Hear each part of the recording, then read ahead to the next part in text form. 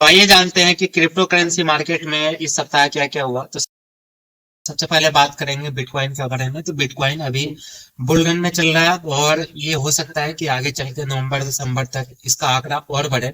और जो अभी 70,000 के आसपास चल रहा है, ये 80-85 हजार डॉलर के आसपास चला जाएगा, ऐसा अनुमान है क्रिप्टो एनालिस्ट का। वहीं इथेरियम भी काफी अच्छे रिटर्न दे रहा है और 2700 के आसपास ट्रेड हो रहा है। और इथेरियम पे भी काफी अच्छी न्यूज आ रही है।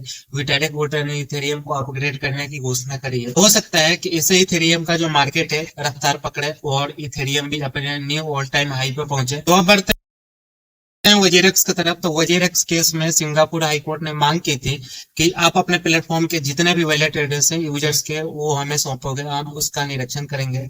तो वजीरेक्स ने ये सारी की सारी डिटेल सौंप दी है। जितने भी वैलेट एड्रेस पड़े थे वजीरेक्स एक्सचेंज के प्लेटफॉर्म पे, उन्होंने सौंप दिए सिंगापुर हाई कोर्ट को। लेकिन जब ये लिस्ट पब्लिक हुई तो कुछ जांच एजेंसियों ने या न्यूज एजेंसियों ने ये पता लगाया है कि इसमें से बहुत सारे जो एड्रेस हैं वो डुप्लीकेट हैं और डुप्लीकेसी है इनमें, और बहुत सारे ऐसे वैलेट भी हैं जो स्टिल एक्टिव है।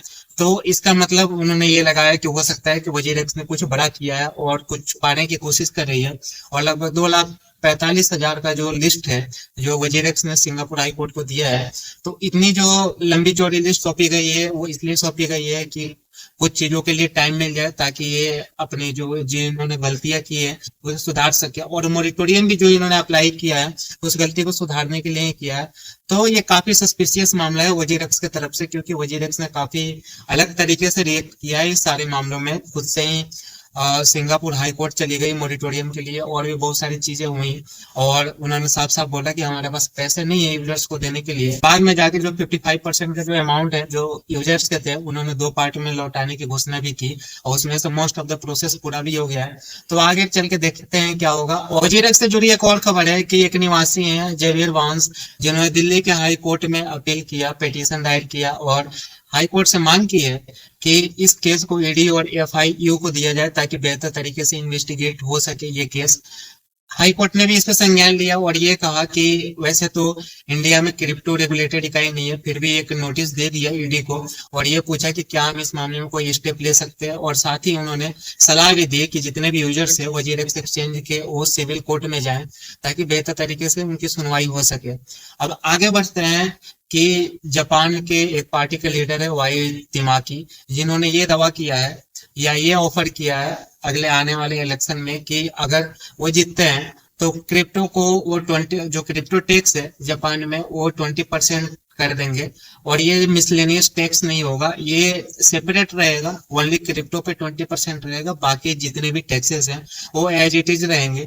लेकिन ये दूर का मामला साबित हो रहा है, क्योंकि जो जापान का पार्लियामेंट है उसमें लगभग 456 सीटें हैं, जिसमें से जो इनकी डीपीपी पार्टी है वो 7 सीट ही होल्ड करती है। तो आगे आने वाले चुनाव में पता नहीं क्या होगा। अगली खबर है यूएसडीटी से रिलेटेड। यूएसडीटी ने 120 बिलियन डॉलर का मार्केट कैप टच कर लिया है, और ये बहुत बड़ा माइलस्टोन है यूएसडीटी के लिए, और बहुत बड़ा रिमार्क्स भी है।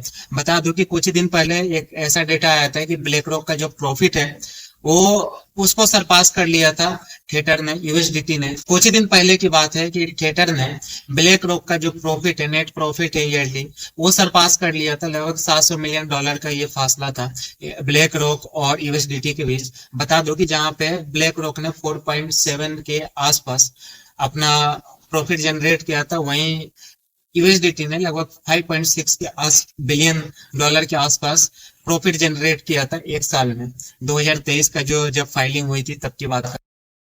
टेकक्रंच के सीईओ ने यह जानकारी दी है कि स्ट्राइप ने ब्रिज प्रोटोकॉल को एक्वायर कर लिया लगभग 1.1 बिलियन डॉलर में। बता दो कि स्ट्राइप जो है वर्ल्ड की लार्जेस्ट पेमेंट प्रोसेसिंग कंपनी है, पेमेंट सर्विस प्रोवाइडर कंपनी है।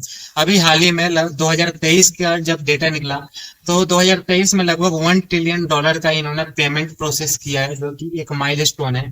आज तक के हिस्ट्री में किसी ने नहीं किया, किसी कंपनी के द्वारा ऑनलाइन पेमेंट हुई नहीं है इतनी बड़ी पेमेंट। और साथ ही कुछ दिन पहले स्ट्राइप ने यह भी अनाउंसमेंट किया था कि वो स्टेबल कॉइन पेमेंट सर्विस भी लेके आ रहे हैं। उसके कुछ दिनों बाद ही ये रिपोर्ट निकल के आई कि इन्होंने ब्रिज, जो कि स्टेबल कॉइन प्रोटोकॉल है या प्लेटफॉर्म है, उसको एक्वायर कर लिया है।